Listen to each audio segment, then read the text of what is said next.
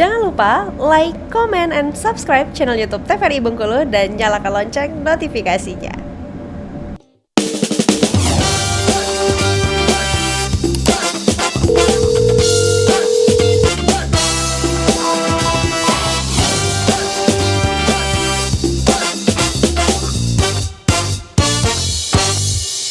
Baik pemirsa, terima kasih Anda kembali menyaksikan Dokter Kito. Masih dengan tema kita hari ini membahas terkait dengan pembesaran prostat atau BPH. Kita kembali ke Dokter Bella. Ternyata sering dan menjumpai pembesaran prostat di rumah sakit ya dokter ya? Betul, bahkan sampai ke tahap operasi? Ya, banyak pasien-pasien yang memang sudah dioperasi kalau di rumah sakit gitu. Jadi harus, ini jadi perhatian kita semua ya dokter ya? Oke, baik dokter, boleh langsung dilanjutkan ke materi? Oke, kita akan lanjut ke ini ya, diagnosisnya. Jadi kan tadi sudah dijelaskan sama dokter Else untuk apa aja gejala-gejalanya. Nah, pasien-pasien yang datang dengan gejala BPH tadi yang sudah dijelaskan, itu biasanya nanti akan ditanya nih sama dokternya seberapa mungkin selain ada scoring tadi yang namanya IPSS score, nanti dokter juga biasa nanya keluhannya ini dari kapan gitu ya, saat ini atau durasinya sudah berapa lama. Yang paling dilihat adalah laki-laki dengan usia lanjut. Itu yang pertama. Terus nanti ada apakah udah pernah operasi sebelumnya gitu ya, karena emang ada BPH sendiri yang dia itu 10 tahun itu bisa lagi kambuh walaupun sudah dioperasi seperti itu. Terus juga ada riwayat obat-obatan rutin yang dikonsumsi, ada apa enggak. Terus apakah ada riwayat penyakit sebelumnya, karena takut juga ini kan masalahnya ada masalah kencing gitu ya. Pasien-pasien dengan penyakit gula atau penyakit DM sendiri itu juga sama, dia juga suka kencing di malam hari, frekuensi kencingnya meningkat seperti itu. Jadi perlu ditanyakan untuk penyakit yang sedang diderita. Selanjutnya, apakah ada kebiasaan termasuk olahraga, merokok, konsumsi alkohol, dan makanan-makanan apa yang suka dikonsumsi gitu. Terus apakah juga ada keluhan penyertanya yang tadi ya, kalau misalnya dia memang ada faktor infeksi, itu nanti takutnya malah jadinya bukan BPH tapi infeksi prostat, namanya prostatitis tadi. Atau memang disertai dengan adanya gejala sistemik penurunan berat badan yang tiba-tiba atau signifikan, nyeri pinggang atau nyerinya di belakang gitu. Karena kalau dia sudah penurunan berat badan dalam waktu dekat gitu ya, nanti takutnya juga curiganya ke CA prostat tadi gitu.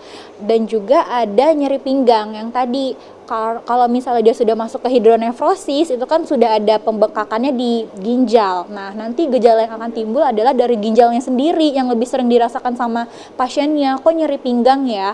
Waktu diperiksa ternyata adalah asalnya dari prostat itu sendiri yang membesar gitu. Dan juga ada riwayat pada keluarga, itu juga penting.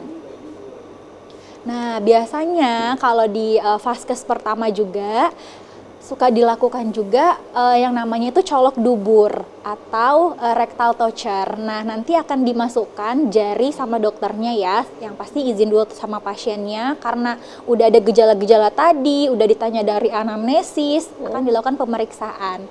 Jadi pemeriksaannya sebenarnya sederhana, cuman agak menyakitkan pada pasiennya karena akan dimasukkan sesuatu atau jari ya, dimasukkan ke dalam duburnya, namanya rectal toucher. Nah, nanti di situ dokternya bisa menilai karena teraba nih prostatnya itu, apalagi kalau misalnya dia membesar. Jadi nanti akan dilihat ukurannya, bentuknya, dan konsistensi dari prostatnya itu sendiri gitu. Dan di sini pun juga sudah bisa membedakan nanti apakah hanya benar-benar dia jinak yang namanya BPH atau nanti sudah mengarah ke CA prostat gitu. Dari bentuknya pas waktu perabaan sama dokter itu biasanya kalau dia sudah mengarahnya ke keganasan atau CA prostat itu lebih berdungkul-dungkul gitu. Terus waktu dikeluarkan jarinya itu ada darahnya gitu. Sampai berdarah ya dokter? Betul, ya? Itu kalau sudah mengarah ke keganasan. Tapi kalau misalnya dia hanya jinak, di situ nanti akan terlihat nih ukuran prostatnya yang biasa kita raba itu nggak terlalu besar, ini kok gede banget ya, keraba. Itu sangat jelas pada saat colok dubur ini sendiri gitu. Jadi nanti kalaupun pemirsa ada di berobat gitu ya, terus nanti dokternya ini saya izin untuk colok dubur ya Pak ya. Nah itu sebenarnya untuk tahu diagnosis awalnya nih ada nggak pembesaran di prostatnya seperti itu. Itu sudah bisa dilihat dari hanya dengan colok dubur gitu. Nah, Sakit ya dokter ya? iya, jadi Membayangkannya. lumayan sakit ya. Jadi dimasukkan ke dalam duburnya, nanti posisi pasiennya itu agak miring bisa atau membuka juga bisa.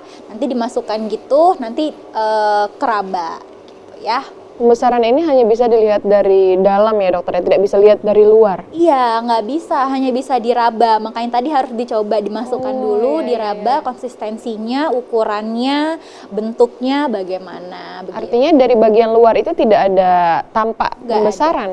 Normal. Normal. Makanya cuma taunya dari gejala tadi, gejala lutsnya tadi gitu.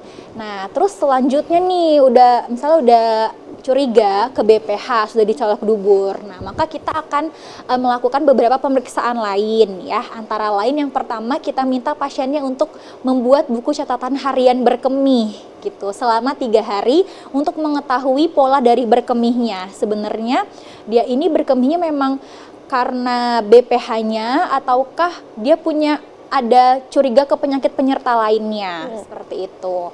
Nanti dilihat di list misalnya waktu-waktu dia kencing itu kapan gitu ya, berkemihnya itu kapan selama 3 hari. Nah selanjutnya nanti kalau memang juga sudah curiga akan dilakukan pemeriksaan laboratorium darah dan juga urin. Nah kalau ini sih hanya untuk menepis dari faktor infeksinya dan juga untuk lihat dari fungsi ginjalnya bagaimana, biasanya dari labnya gitu ya. Jangan-jangan dia malah mengarah ke gagal ginjal gitu, itu makanya kita harus cek untuk laboratoriumnya. Nah ini yang paling penting, kalau misalnya memang curiga ke prostat juga, kita akan cek yang namanya PSA tadi ya, yang sudah dijelaskan sama dokter Elsa tadi, ada namanya prostat spesifik antigen. Kalau misalnya nanti waktu pemeriksaan itu angkanya itu dia lebih dari 4 mg ya, nanogram, nanti ini sudah juga mengarah ke keganasan gitu. Tapi kalau misalnya dia hanya BPH, biasanya nanti waktu kita periksa PSA-nya itu dia hanya kurang dari 4 karena dia jinak gitu. Ini sebagai tumor markernya.